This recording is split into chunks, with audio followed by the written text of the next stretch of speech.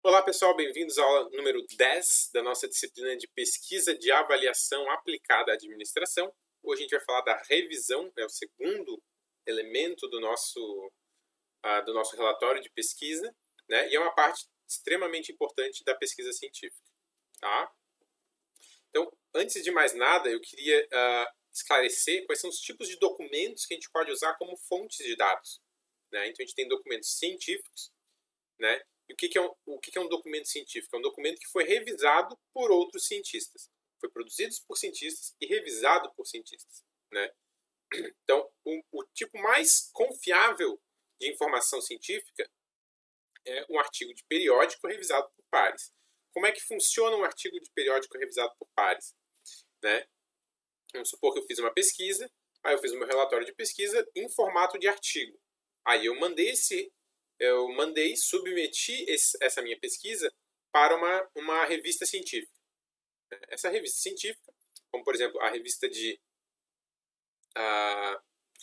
Administração e Contabilidade, a RAC, ou a revista de Administração Empresarial, a RAE, né?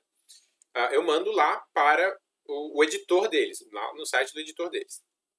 O editor vai pegar o meu artigo, vai tirar o nome, né, do documento e vai mandar para dois outros pesquisadores do tema. Né? Então, se o meu tema foi, por exemplo,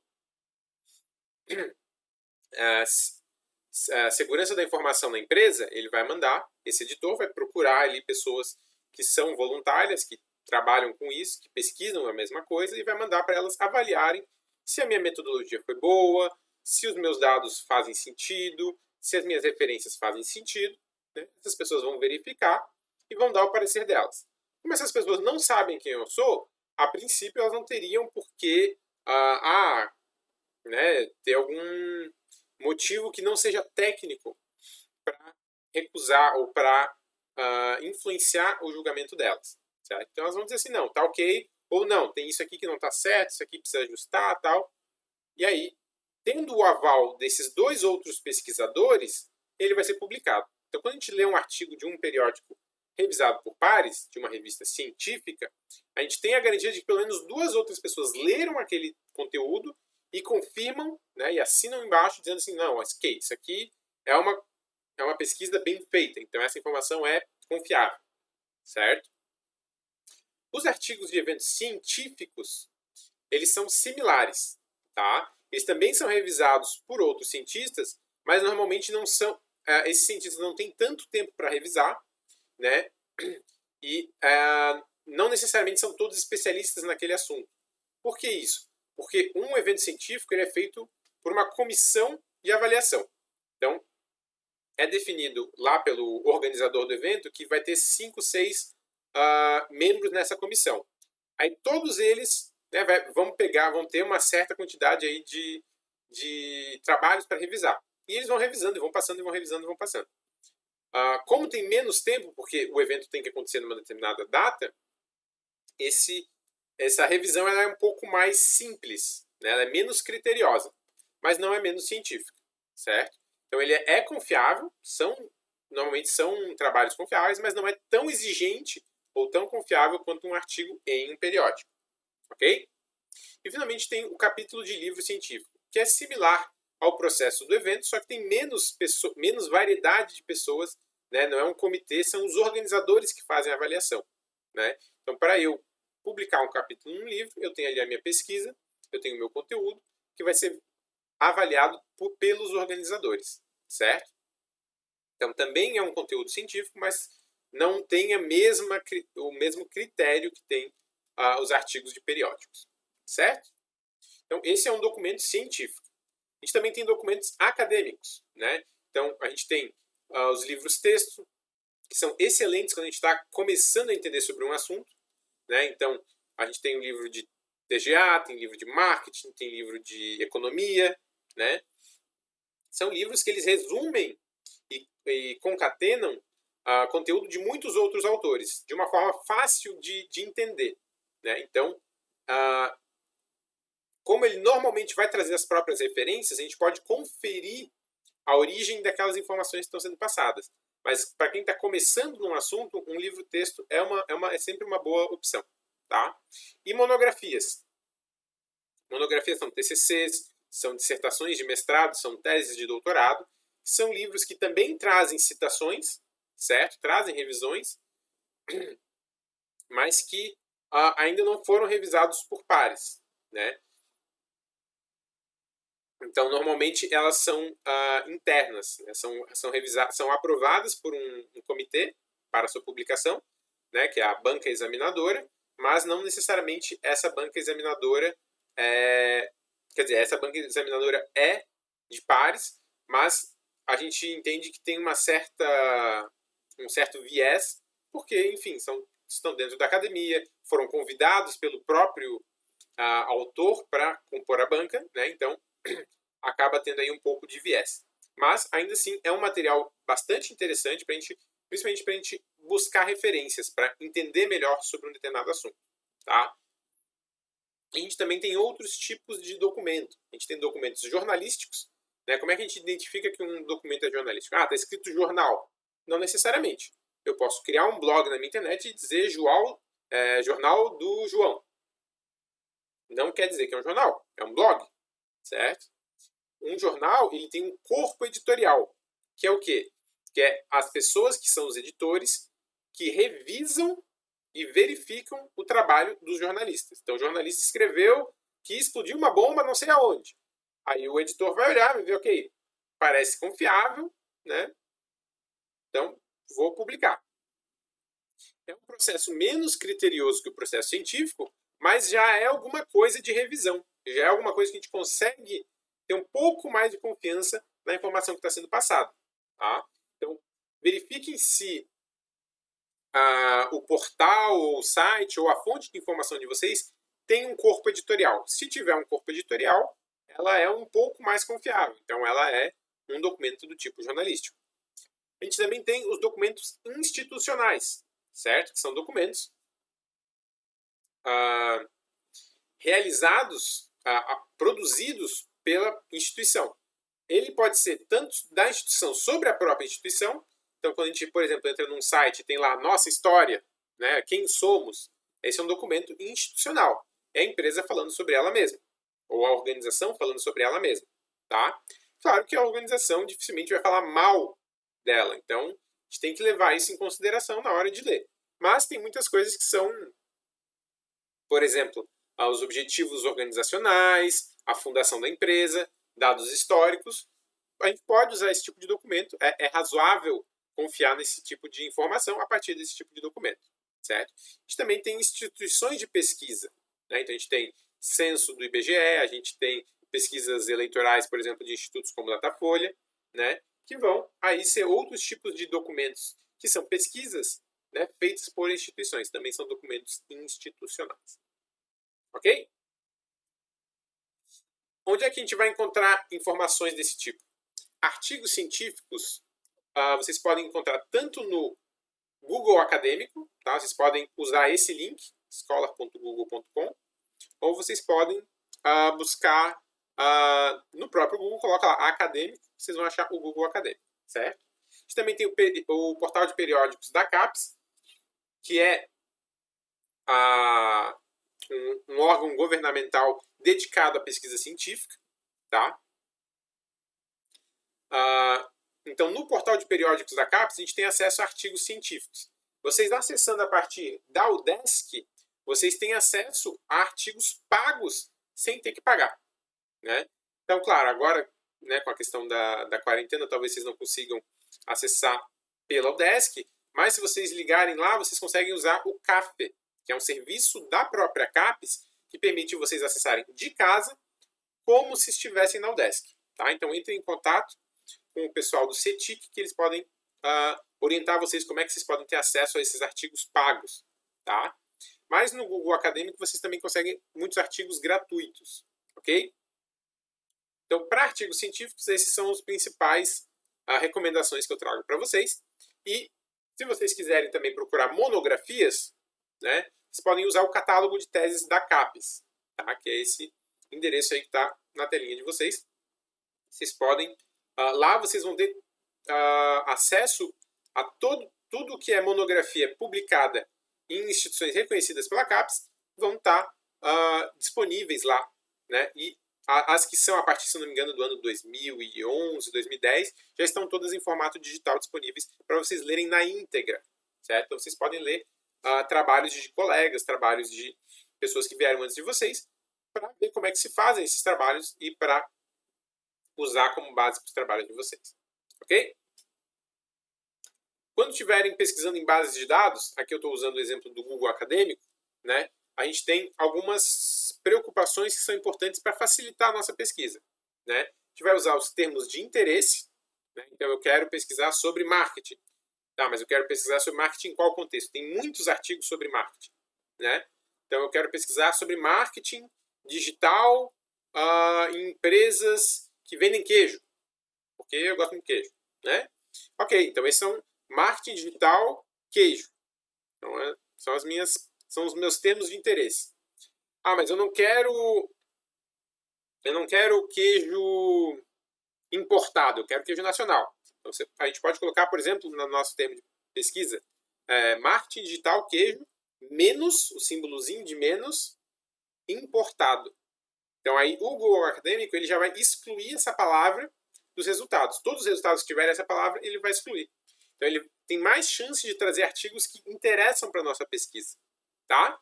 Outra forma que a gente pode fazer também, se eu quero saber sobre técnicas de marketing digital para queijo, exatamente essa expressão, eu posso colocar essa expressão entre aspas, certo?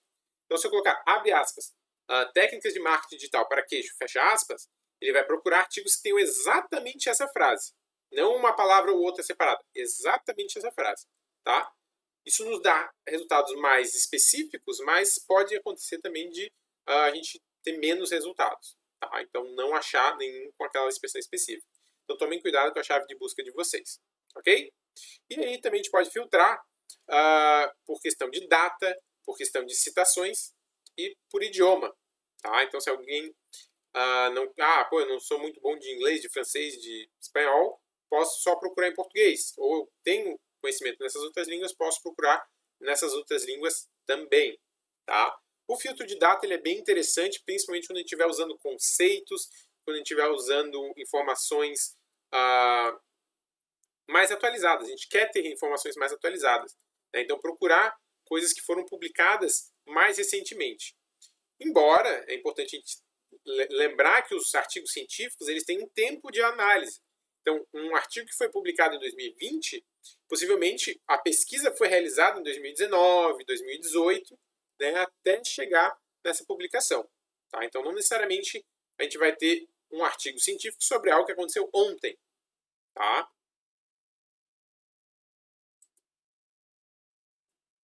E para que a gente vai pesquisar o que isso vai contribuir para o conteúdo da nossa pesquisa, tá? Do nosso trabalho acadêmico? Primeiro ponto é verificar trabalhos anteriores. Eu defini lá o meu objetivo, como a gente viu na aula passada, né?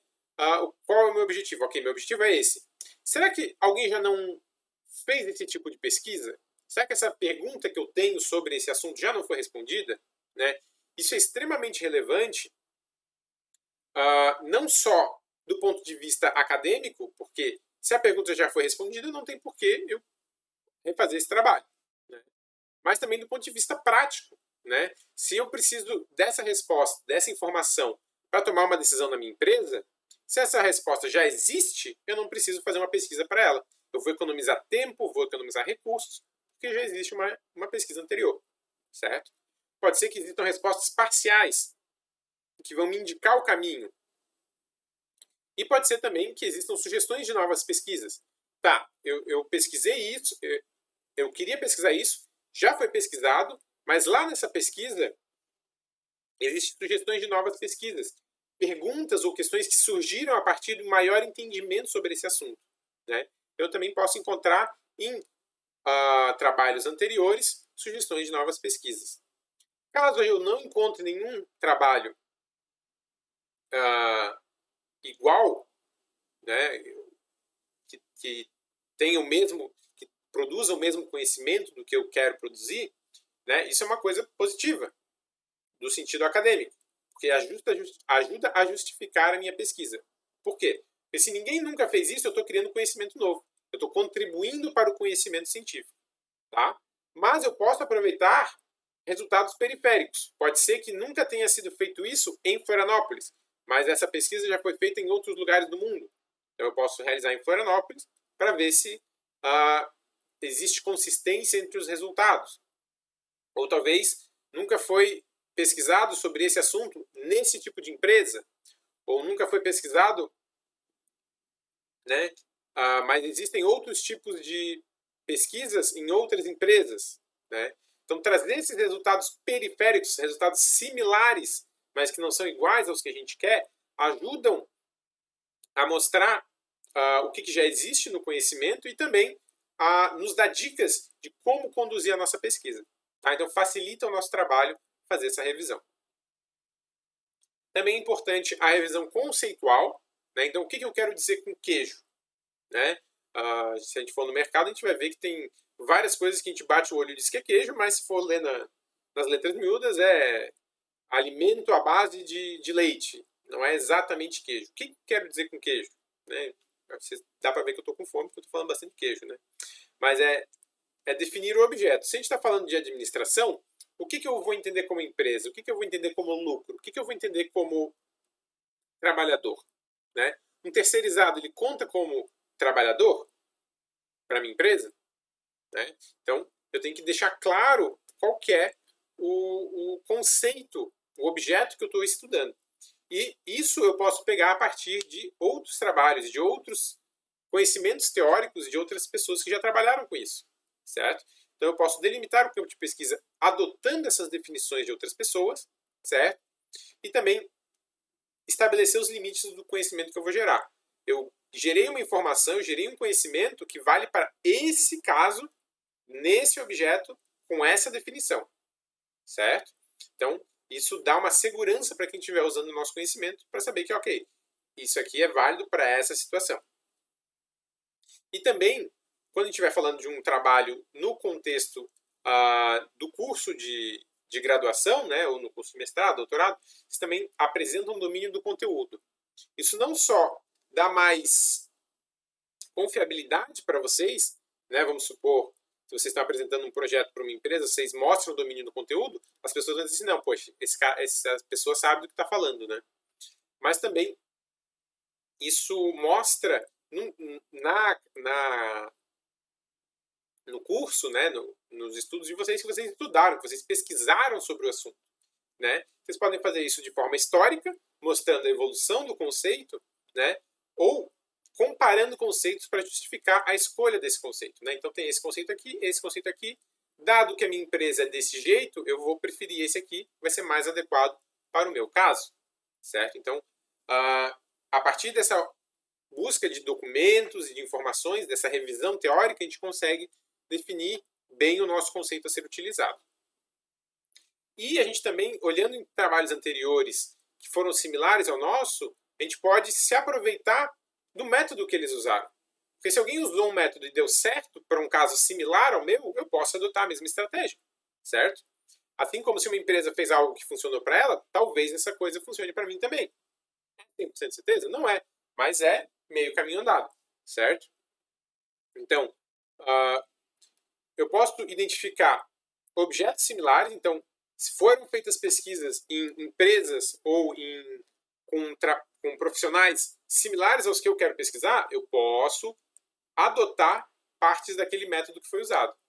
Ou pode ser respostas similares. Queria saber sobre marketing digital em diferentes empresas. Mas essas diferentes pesquisas que foram feitas usaram um questionário similar. Então eu posso também adotar esse questionário para mim. Certo? Ou adaptar esse questionário para mim, para o meu contexto. Então, a revisão teórica nos facilita a escolha do método e também da operacionalização.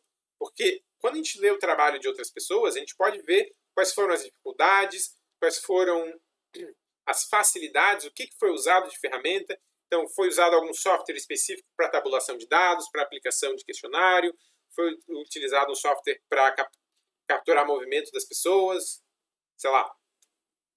Foi usado algum hardware específico, então foram usadas câmeras, foram usadas gravadores, o que eu preciso para operacionalizar essa pesquisa da mesma forma que outras pessoas precisaram. né? Quanto de mão de obra precisou para fazer uma pesquisa de 2.000 trabalhadores? Uma pessoa sozinha resolveu? Precisa de muitas pessoas? Precisou de uma pessoa ao longo de muito tempo? E acesso. Foi feita uma pesquisa com o ministro da Saúde, né? Eu tenho acesso ao ministro da Saúde, eu consigo ligar para ele e dizer, opa, quer fazer uma pesquisa? Né? Então, preciso de algum tipo de acesso especial para poder desenvolver essa pesquisa com base em outras pesquisas que eu já vi? São coisas que são respostas que a gente vai ter e são facilidades que a gente vai ter após ter feito a revisão. Então, a revisão é muito importante para facilitar o resto do nosso trabalho. Ok? Se ficou alguma dúvida, pessoal, coloquem lá no Moodle, tá? Como eu sempre falo, vocês colocam um post lá no nosso fórum de dúvidas e no título do post vocês colocam qual que é a pergunta de vocês. Né? Se algum colega tiver a mesma pergunta, ele só clica lá e já vê a resposta. Tá? Coloquem as perguntas de vocês, eu vou responder o mais logo possível, tá? Mas por hoje é isso. Abraços e até a próxima.